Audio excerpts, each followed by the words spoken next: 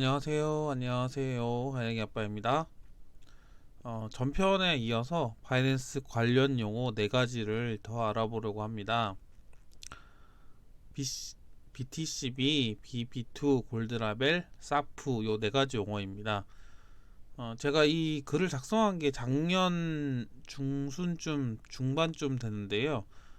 설명을 드리겠지만 BTC-B는 사실 많이 사용을 안 하게 됐더라고요. 그래서 추후에 제가 자료가 수정을 할 건데 이 부분은 미리 말씀을 드리겠습니다.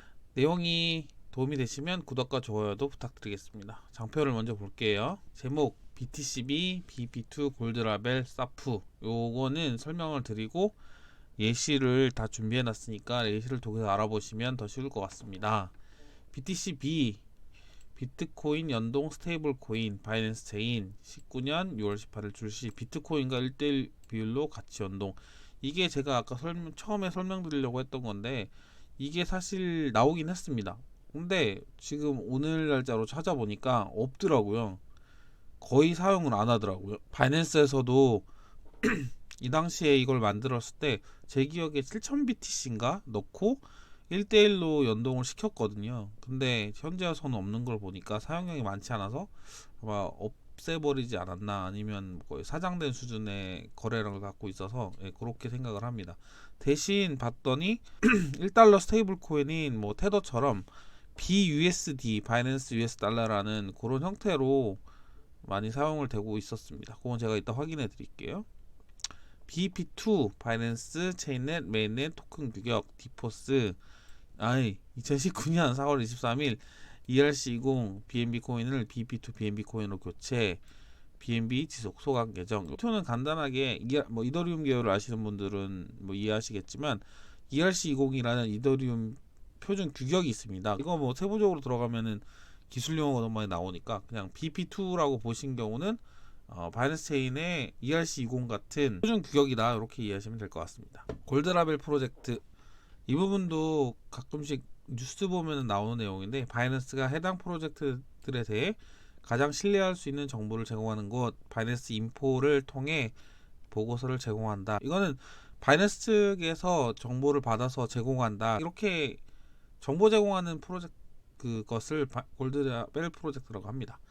사프 바이낸스 안전자산 펀드, 이거는 바이낸스가 해킹을 18년에 한번 19년에 한번 당했는데 처음에 시스코인 비정상 거래 후에 해킹 대비 뭐 펀드를 모아놓은 거예요. 그래서 여기 보시면 해킹에 의한 사용자 자금 보호를 위해 모든 수수료의 10%를 사프에 할당하여 대비, 이렇게 되어 있고, 아마 이걸 통해서 이따가 기사로 볼 건데 19년도에 해킹 사건이 발생했을 때 사프에서 그 비용을 충당하여서 사용자들에게 보상을 해줬다고 이렇게 기사에 나와 있습니다. 뉴스를 한번 보겠습니다. 요게 바이낸스 인포입니다. 이게 사실은 코인마켓캡과 거의 비슷한 게 사용되는 건데, 사실 코인마켓캡 사용하시는 분들은 그게 너무 익숙해져서 다른 코인 정보 제공 사이트를 크게 이용하진 않았습니다. 사실 바이낸스 인포가 얼마나 사용되는지는 저도 잘 모르겠습니다. 바이낸스에서 이런 데이터들을 제공하는 사이트가 있다, 이런 거 정도로 이해하시면 되고, 아까 이 부분에서 레포트를 제공하는 것들이 보면 골드라벨 프로젝트, 여기가 바이낸스 인포를 통해서 보고서를 제공하는 것을 의미를 합니다. 사프 볼게요. Secure Asset Fund for User, 그러니까 사용자들을 위해서 안전자산을 말하는 펀드다. 바이낸스는 보안 조치가 실패할 가능성이 없는 경우에도 거래소를 사용하는 모든 사람과 우리에게 위임된 각 자산이 보호되도록 노력합니다. 2018년 7월 사프를 만들고 이 펀드에 수령한 모든 거래소에 10%를 할당하여 잠재적인 위험에 대한 보험을 제공하기 시작했습니다. 이렇게 되어 있습니다. 그러니까 일정 금액을 적립을 해놓고 해킹을 당했을 때 그걸로 보상해주겠다, 이런 겁니다. 이쪽에 보시면 19년도 5월에도 해킹이 한번 일어났는데 비트코인 7,074개가 인출됐다, 이렇게 있습니다. 거래량 기준 세계 최대 암호화폐 거래소인 바이낸스가 해킹 공격으로 비트코인 7,074개를 탈취당했다. 보안 점검을 위해 입출금을 중지했다. 해커들의 공격으로 탈취됐다. 이번 공격은 뭐 하돌렛, 제가 설명드린 강좌에 있는 하돌렛에만 영향을 줬습니다. 어차피 콜돌렛은 건들 수가 없기 때문에 하돌렛만 빼갔겠죠. 해킹으로 인한 손실에 대한 충당은 안전자산 펀드 사프 기금을 사용할 계획이다. 바이낸스 사프는 2018년 7월 고객의 해킹 우려를 불식시키기 위해 조성한 것으로 바이낸스 거래소 수수료 중 10%를 자동으로 사프 펀드에 넣는다. 이건 이제 콜드월렛에 들어가겠죠. 예, 그거를 적립을 했었고 19년에 실제로 사용을 했습니다. 사프 같은 내용이죠. 7,000 BTC를 보상하기 위해 사용되었다.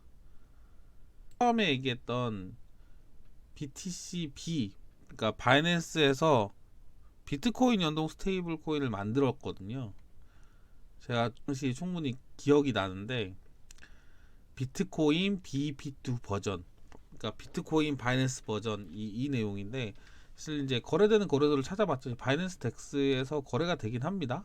근데 거래량이 엄청나게 미미해요. 사람들이 만들었는데 안 쓰나 봅니다. 이게 없는 건 아닌데 사실 걔네들도 이제 이쪽에 연동해서 써야지라고 만들어놨다가 실제로 거래량이 없으니까 사장된 코인 수준으로 이렇게 거래가 있는 것 같아요. 나머지는 없고, 힙빗에는 정확하게 BTC-B라는 있는데 거래량이 이런 것도 보고되지 않으니까 사실 없다고 보는 게 맞을 듯 합니다. 아까 얘기 드린 대로 여기 보면은 바이낸스 덱스에서 실제로 거래되는 페어에 있는 스테이블 코인 중에 BUSD, 바이낸스 US, 트루 USD나 테더 같은, 그러니까 바이낸스에서 만든 스테이블 코인이 실제로 더 많이 사용되고 있는 것을 보실 수 있습니다. 뭐 리플도 있고 BTC도 그렇고 페어를 BUSD로 많이 쓰죠. 테더로 거래하는 사람들은 테더로 거래하겠지만 바이낸스 자체에서도 거래하는 것들이 본인들이 이득이 있으니까 결국 이렇게 만들었던 것 같습니다.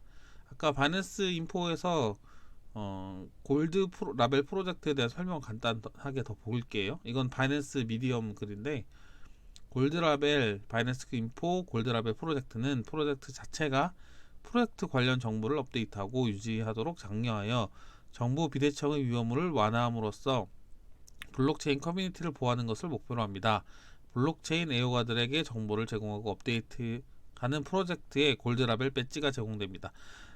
지속적으로 자기들 프로젝트가 업데이트를 하고 어떤 정보를 제공하는지가 인정된 프로젝트에 대해서 골드라벨을 붙이는 거죠. 이게 바이낸스 인포라는 코인 정보 사이트를 자기들이 만든 그곳에서 골드라벨 배지를 부여하는 거라, 골드라벨 배지가 붙었다는 것은 최소한 프로젝트를 진행하고 있는 상황에서 사용자들과 여러 가지 정보를 주고받고 있다, 뭐 이 정도 인정하는 수준이지 골드라벨 배지가 붙었다고 해서 좋은 프로젝트다 이렇게 또 판단하기는 또 어렵습니다. 여러 가지 판단 관점이 많으니까요.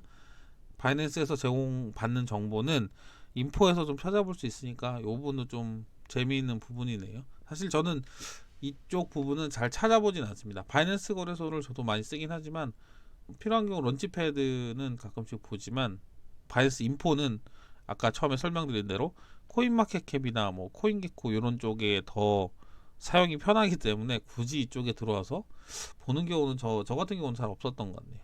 대신 골드라벨 배지가 붙는 프로젝트들을 가끔씩 올라오다 보면 이런 게 있었구나 이 정도 인지를 하고 있습니다.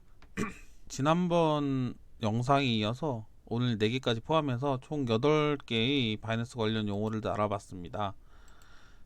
처음에 말씀드렸던 게 CJ, 그다음에 BNB, 바이낸스 덱스, 바이낸스 런치패드, BTC-B, BP2, 골드라벨, 사프, 이 8개 외에도 추가적으로 뭐 바이낸스에서 제공하는 여러 가지 뭐 교육 아카데미나 아니면 뭐 체리티, 기부하는 그런 쪽 사이트도 있는데 그쪽은 따로 정리를 하지 않았습니다. 요것을 제가 작성한 시점에 많이 나왔던 용어들을 기점으로 한 거라 추후에 필요하면 바이낸스 편으로 따로 정리를 하도록 하겠습니다. 사실 업비트 용어도 뒤에 나오긴 하는데 바이낸스 쪽 용어를 알아두는 것도 사실 나쁘진 않아서 정리하게 되었습니다. 네, 이렇게 해서 8가지 용어를 알아봤습니다. 10번째 영상 시청해주신 분들 너무너무 감사드리고요. 바이낸스 쪽 거래를 하실 때나 내용을 확인하실 때 좀 도움이 되셨으면 좋겠습니다. 항상 영상 봐주시는 분들 감사하고요. 저도 이제 편집을 좀 통해서 말이 매끄럽게 넘어갈 수 있도록 시간을 좀 들여서 정리를 할 예정이니까 보시는 분들도 편할 수 있게 많은 노력을 하도록 하겠습니다. 오늘도 강의를 들어주신 분들 너무너무 감사드립니다. 하루하루 발전하는 하영이 아빠가 되겠습니다.